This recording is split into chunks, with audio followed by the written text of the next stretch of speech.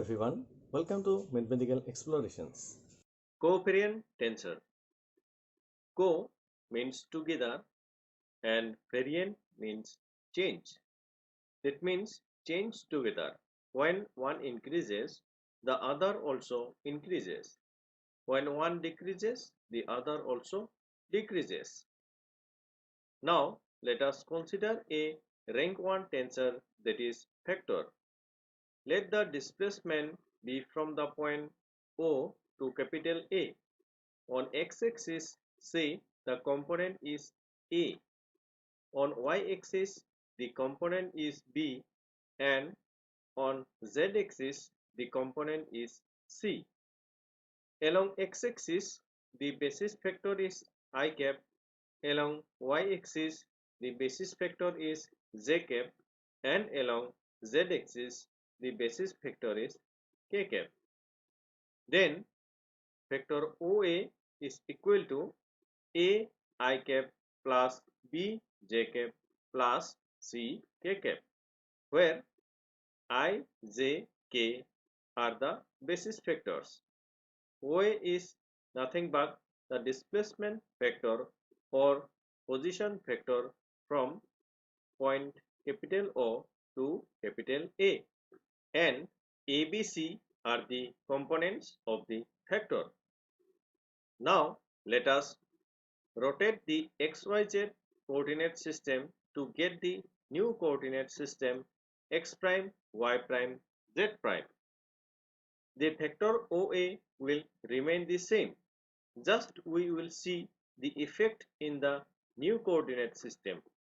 The basis vector along x prime is I cap prime, the basis vector along y prime is j cap prime, and the basis vector along z prime is k cap prime.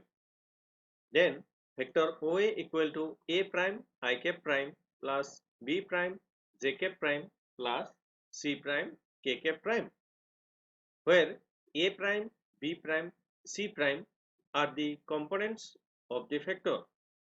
When we change our coordinate system, then component and basis vector also changes. That means component and basis vectors will change, but the vector and the direction of the vector will remain the same. On the basis of change of basis vector and components, we get two types of vectors. One is covariant and the other is contravariant. Now let us consider two-dimensional non-orthogonal coordinate system. Orthogonal means angle between coordinate axes are 90° and non-orthogonal system means angle between coordinate axes are not 90°. Let us consider the non-orthogonal system OXY and consider a vector OA. The basis vector along OX is E1 vector and along OI is E2 vector. Let the vector OA be vector P. We consider the perpendicular projections for the vector OA, that is P. Then we get the components x1 and x2.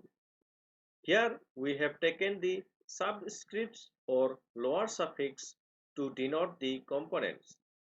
Now taking the dot product of P with vector E1, then we will get x1, and taking the dot product of P with vector E2, we will get x2. Here U1 and E2 are basis vectors. When we increase the value of E1, then the dot product of P and E1 will also increase. That means when we increase the value of the basis vector, the value of the dot product also increases, that is component also increases. That means both basis vector and component increases in the same manner. Similarly for the vector E2 and the dot product of P with E2. In covariant vector, components and basis vectors change in the same manner to each other. Here we use subscripts to specify the components as well as the basis vectors. Thank you.